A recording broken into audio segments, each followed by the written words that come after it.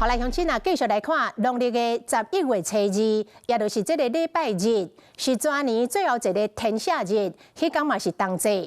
台南永康大台南凌霄宝殿的武陵宫要举办大法会，啊，这庙方阁特别准备元老公的纪念碑，要送予民众。 伫咧今年旧历11月初2，是今年全年天赦日的最后一天，嘛是100年来难得拄到冬至。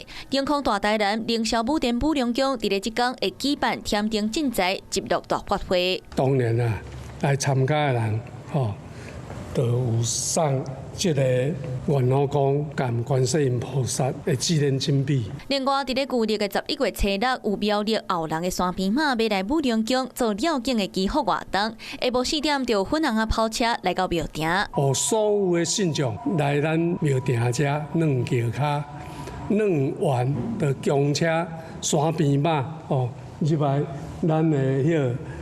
安德头前遮，庙方伫咧即天嘛有准备红耳汤，互民众食平安。嘛因为天赦日甲冬至共一天，是100年来才会拄到一届，非常难得，请民众就要把握。Hello， 我是林仙怡。想要抢先掌握最及时的新闻资讯吗？赶快订阅、按赞、开启小铃铛，锁定华视新闻 YouTube 频道。